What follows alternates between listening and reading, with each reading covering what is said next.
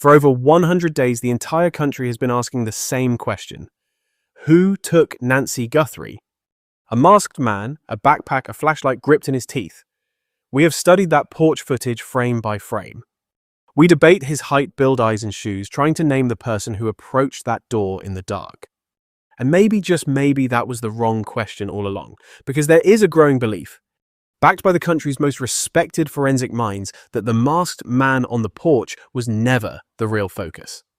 That the question is not just who took Nancy Guthrie, but who they actually wanted to hurt. And the answer to that question might have absolutely nothing to do with Nancy herself.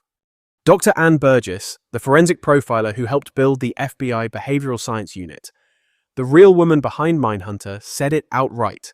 She does not believe Nancy was the actual target. Her exact words were, who in her life, whether family or friends, would this hurt the most? Hurt the most. That single phrase changes the entire case. Because if Nancy was not the target, but merely the path to make someone else suffer, then everyone analyzing that porch video searching for a kidnapper has been looking at the wrong person. And here is the detail that will freeze your blood. There is reason to believe the FBI realized this long ago, which would explain their complete and total silence. Subscribe now for updates and hit the bell, because what comes next connects verified evidence pointing where almost nobody wants to look. Let us start with the theory everyone believed at first and watch how it completely falls apart. When Nancy Guthrie disappeared, almost everyone jumped to the exact same conclusion within hours. It was about Savannah. It made sense. Savannah Guthrie is one of the most recognizable faces on American television. She hosts The Today Show. She is wealthy, famous, and deeply well-connected. If you take the mother of a national celebrity in the middle of the night, you immediately assume the obvious. They wanted money, they wanted influence.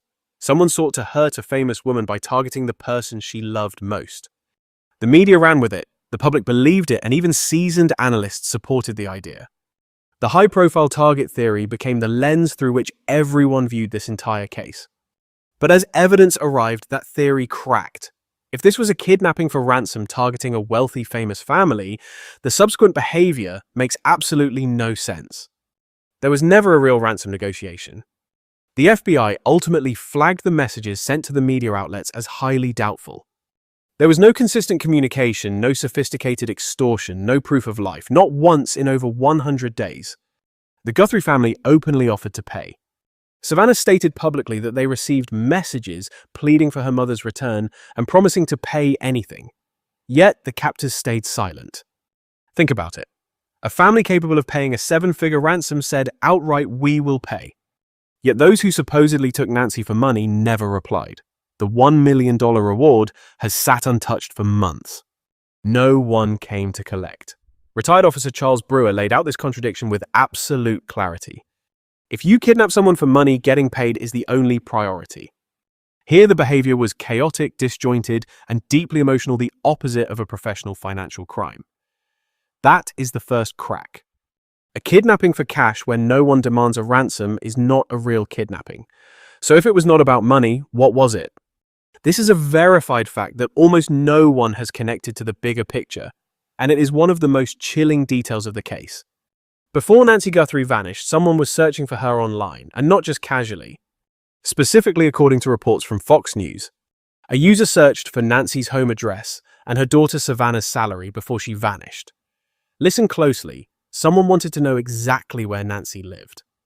And during that very same window, they wanted to know exactly how much money Savannah Guthrie makes. That single detail reveals something profound about the origins of this crime. Whoever planned it was focusing on two things at once: Nancy's physical location and the family wealth. They linked an elderly woman in Tucson with her famous wealthy daughter in New York. They ran the math and decided that Nancy was their easy way in.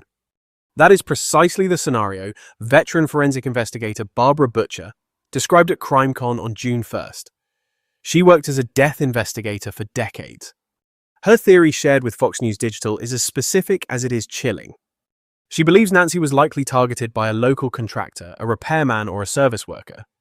Someone who slipped into that house, connected Nancy to her famous daughter, and assumed the family had enough cash worth stealing. Her exact words: "I find it terrifying that someone would kidnap a woman her age." But I suspect a local, maybe a repairman, made that cold calculation. And then Butcher said the part that breaks your heart. She believes that with no ransom demands or information, Mrs. Guthrie likely died from sheer shock terror or a heart attack. Whichever it was shortly after being taken from her home, leaving the kidnapper empty-handed, meaning they likely dumped her body in the desert. This is where the wrong person theory takes its first twist. Maybe we were not entirely wrong to connect this to Savannah. Searching for her address and salary suggests family wealth motivated the crime, but we got the how completely wrong. This might not have been a sophisticated plot against a celebrity. It could easily have been a local resident. Someone in Nancy's world who saw an elderly woman linked to big money and made a catastrophic, lethal miscalculation. That is one version. But there is another, and it comes from someone with an even deeper track record.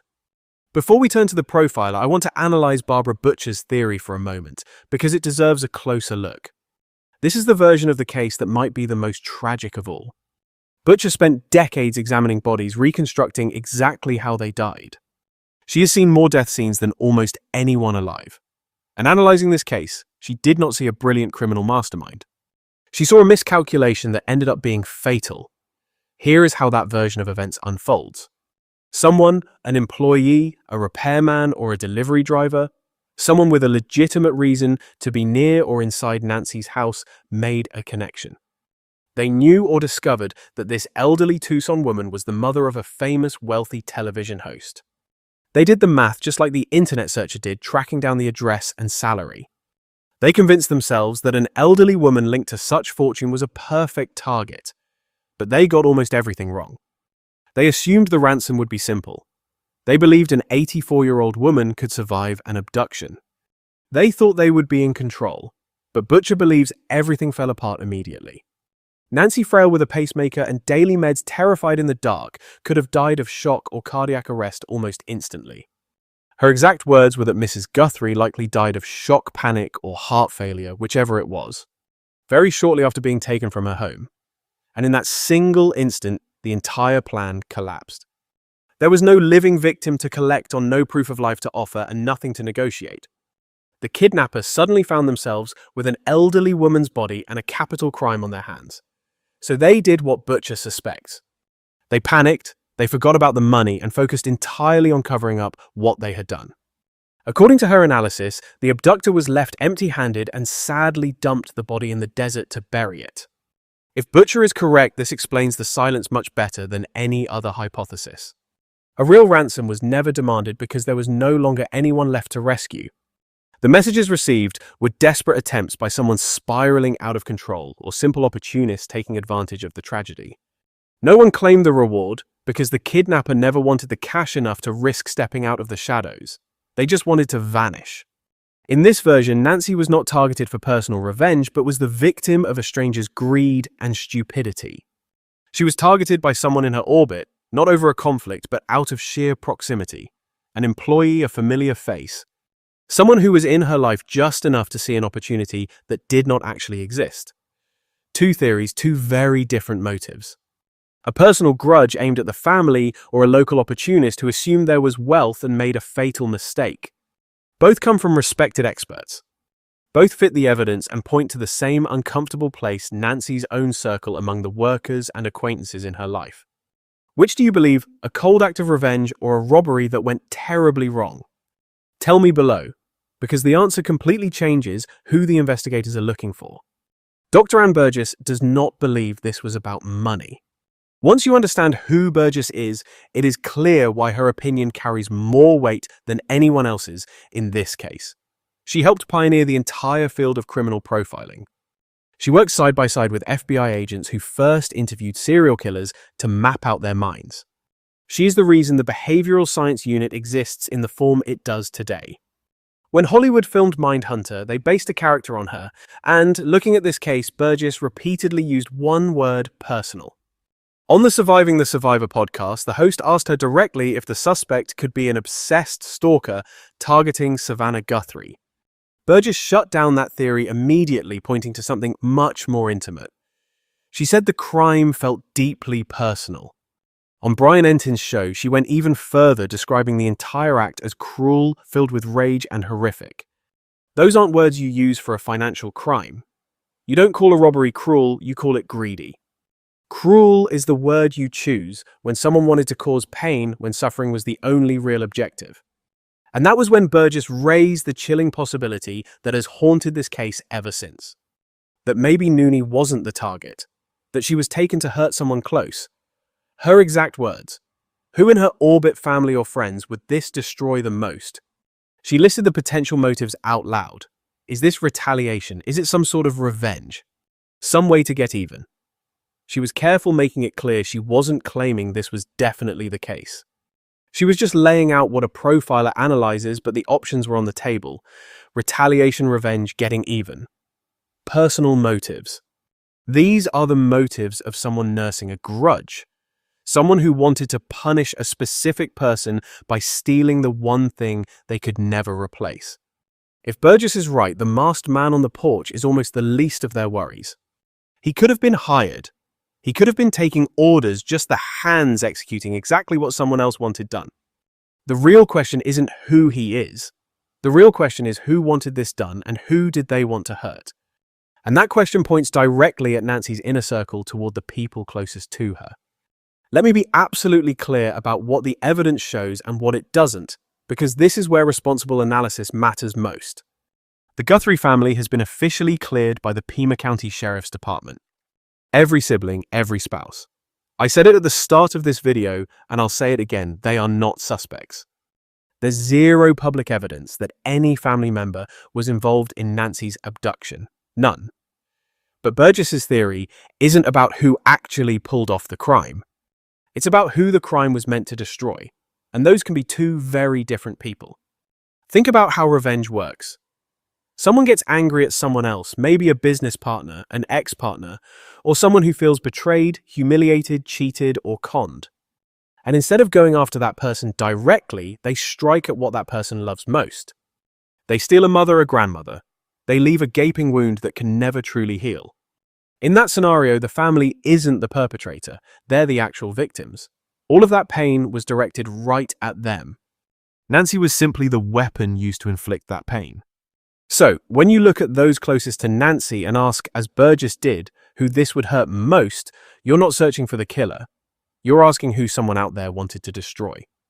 That includes Savannah, the famous daughter whose grief has been on display on national TV every single morning. It includes Annie, the daughter who lived nearby and was deeply involved in Nancy's day-to-day life. It includes Tommaso Cioni, the son-in-law. It includes the wider circle friends, business associates, anyone close enough to Nancy that her disappearance would shatter them. Burgess said so herself.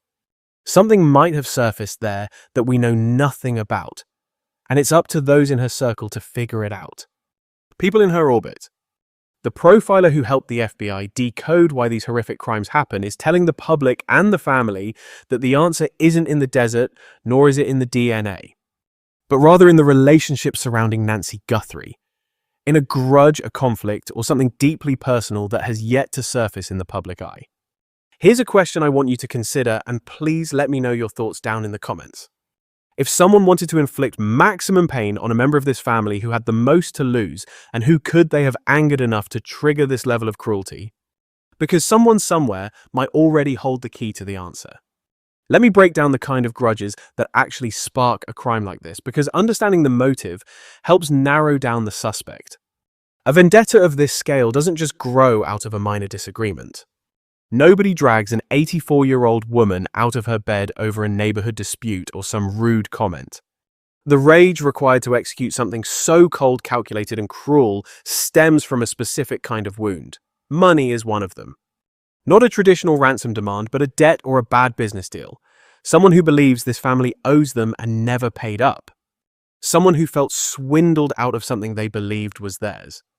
Financial betrayal breeds a unique, slow-burning rage that often festers for years before it finally explodes. Personal betrayal is another. An ex-partner, an old friend, a former colleague who was cast aside. Someone humiliated or cast aside believing a member of this family ruined them, exposed them, or took something they can never get back. Burgess specifically pointed to revenge as a possible motive. And revenge means keeping a bitter score. It suggests someone felt wronged and decided to settle that score in the most devastating way possible.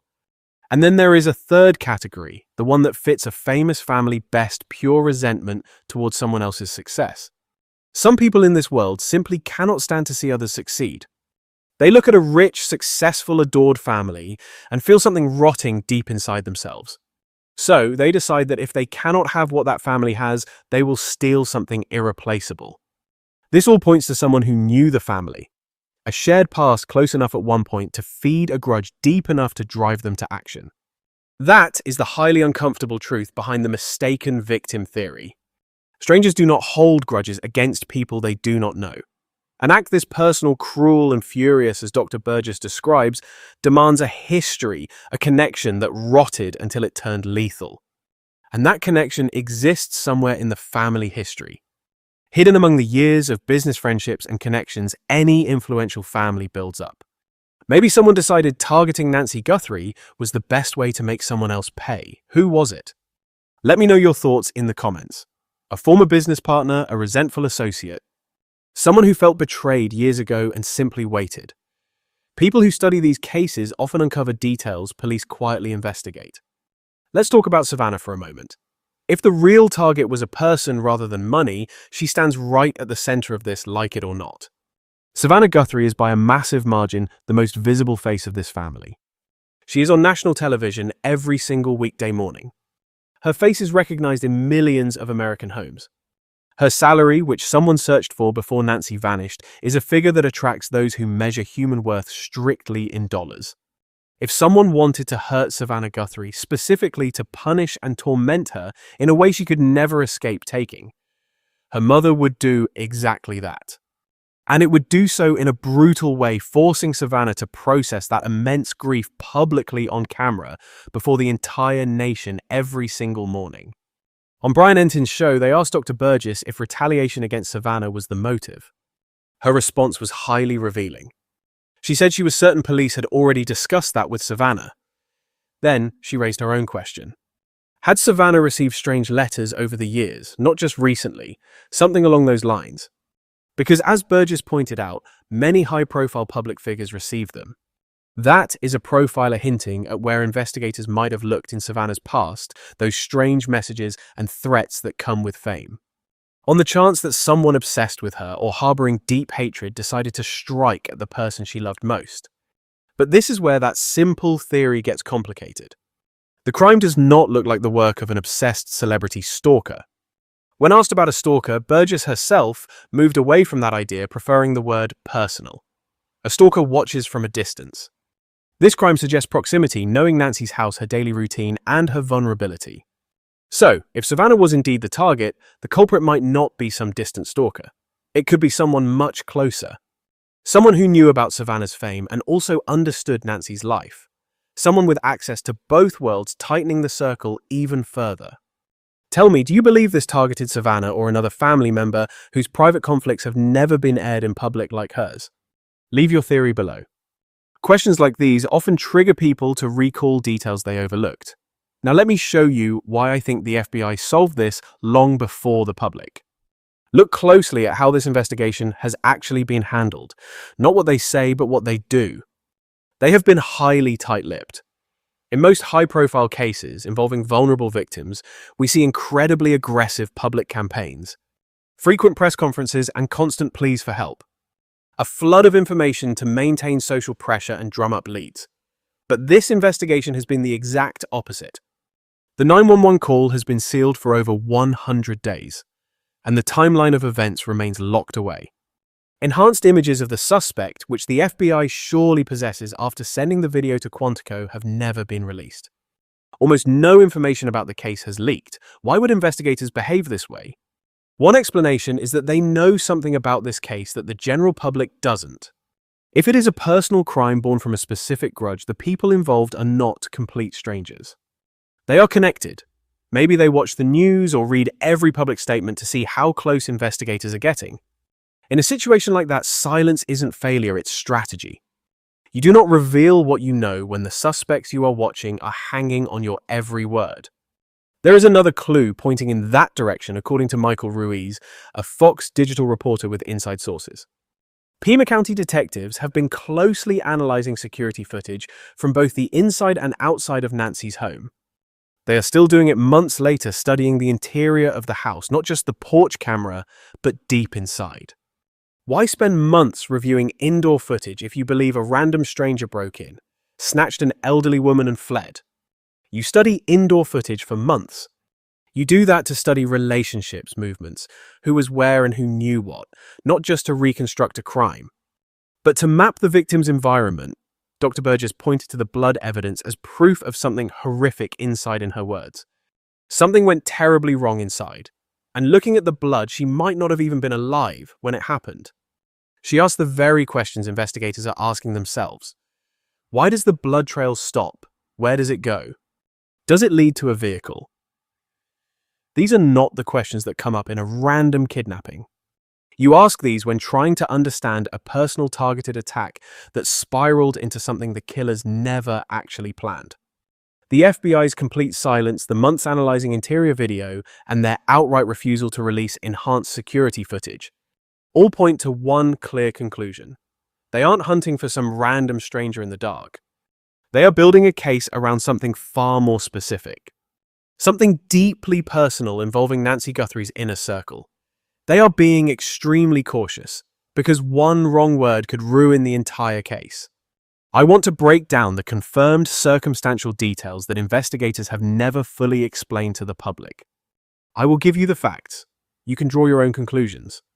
The family has been cleared, but these are still the questions keeping people up at night.